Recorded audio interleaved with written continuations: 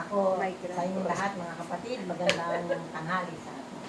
Ako ay nagpupulit at kapasalamat sa ating buhay ng Panginoon sa lahat ng mga biyaya at pagkapalang patuloy niyang pinagkakalob sa amin.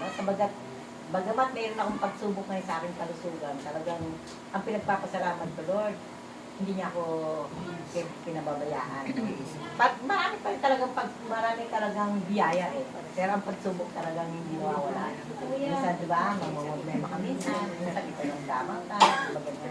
Hindi naman lahat ibibigay eh. Kasi pag ibibigay, sabi nga eh, baka mamaya makalimot ako. Minsan tinatapik din ako talaga dahil siguro kakalimot at kaya natatapik kaya nagkakaroon sakit. Pero marami na akong mga dinanas na hirap, pagsubok, karamdaman, na nagkalob naman sa akin ng Panginoon yung kagalingan. Kaya sumusubok na naman ako sa pananakasal ng katawan ko na hindi ko maintindihan kung bakit ako nagkaganito. Madalas naiiyak ako, lalo pag tumitira niya, pag sumusundot siya, no? Umiiyak ako kasi masakit sa lahat siya. Wala naman siyang gamot.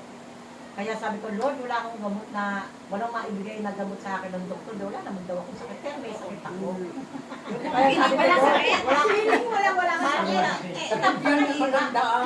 Yun ang mga sabi. Sabi daw yun ang pagkatanda.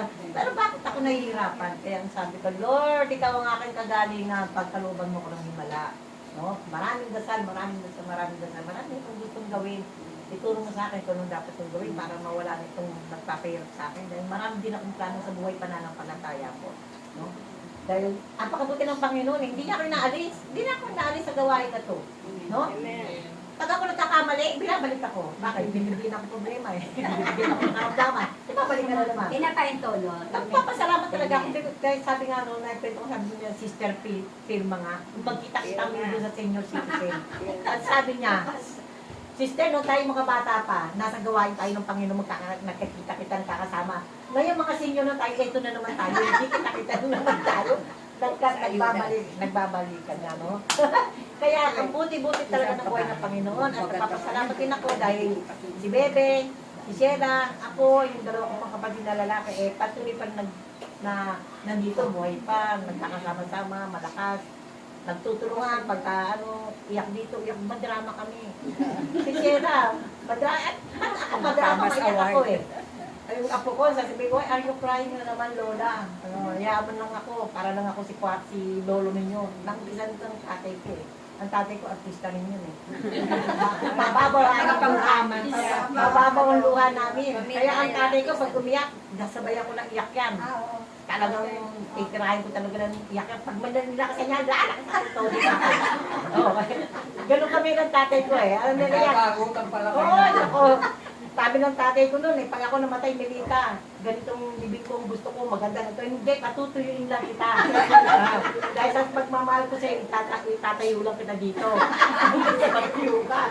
Lalo siya umiyak. Natatanda ko, lalo siya umiyak. Todo iyak. Di, lakas ako dinaya ko. Ganyan kami talaga noon. Kahit wala na kabiruan ko, nawala na siya. Kaya, ang tinatawag ko naman sa kanya, Lord, Papa, tulungan na ako, masakit sa katawan ko, hindi ko ako sa Panginoon ang kagalingan. Kasi wala ko naman sila sa Panginoon.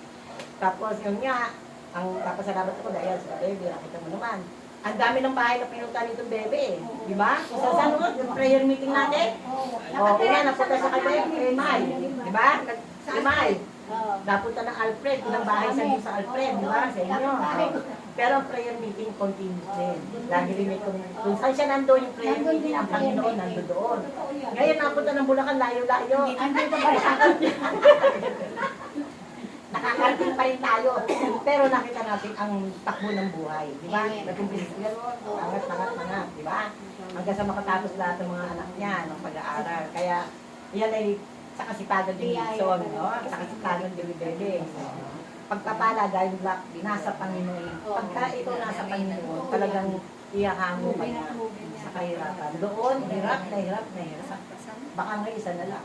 Kasi hirap na hirap. Nasimulan namin magkakapatid eh. Sabi ko nga, yung banig, mahihiya kang itapon dahil hatina. Di ba? Ano yung banig na balong? Di ba? Gusto mo itapon, nakakayang itapon kasi hatina. Hindi lang hinati sa dalawa, sa apat na nakakita. Eh ngayon sa kanakahiga, pakutsyon-kutsyon na. Dami kukunan, di ba? Eh yung kumot, totoo kaya pag ako naranasan niyo ba to? Yung kumot, magkaagawan kayo, nahati. Sa krusukan. Wala pang labahan yun. O, di ba? Eh ngayon may pa-washing-washing ka pa. O,